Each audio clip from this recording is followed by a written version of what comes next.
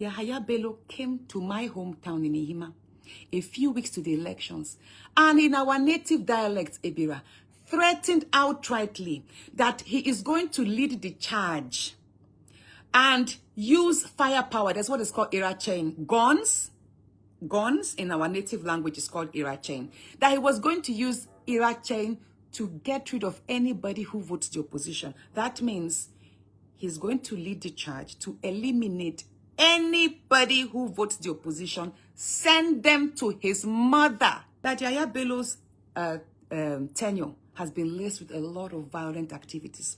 A lot of people in Kogi Central went missing. My supporters were killed. Yayaha Bello unleashed unprecedented violence in Kogi Central. Till today, many families are still having their loved ones missing. Till today. Unaccounted for. Once if somebody stands up to speak, they will come over and pick more people from that home. So people are silent, their lips are sealed for fear of losing more loved ones. That is the reality. So I said it there.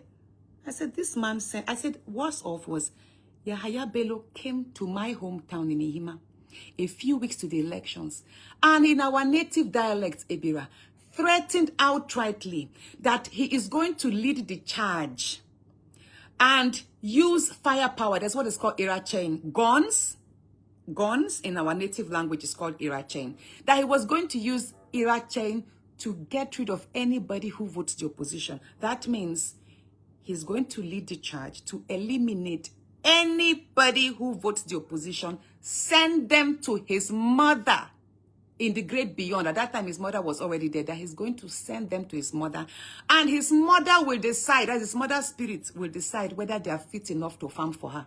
Ebira people, you know that video trend. As a matter of fact, I'm going to look for that video and post it on my page so that I'll get it translated. Yayaha Bello said it himself in Yayaha a few days that he's going to use the gun power, the gun fire on anybody who votes the opposition and send them to farm in the land of the dead for his mother. So I said to Rufai on Arise, I say, if anybody who is guilty of terrorism and killings is Yayaha Bello himself. I went further to mention how many of my supporters were killed. I talked about how when I was in SDP, how my SDP office was burned, how I was beaten. I talked about all of this. I talked about how many petitions that have been written by the families of missing loved ones, by myself to the police body. Till today, the police, different IGs have come in, but they have failed to investigate these petitions. They are all there. I think at this point, we need to consider taking Yayaha Bello to the International Criminal Court, because this man's hands are soiled. So, you see, as for me, Yayaha Bello, like I said, after this, file another one. Keep filing defamation charges. But file 20. You must face the music of all the evils you have done to people in Kogi Central.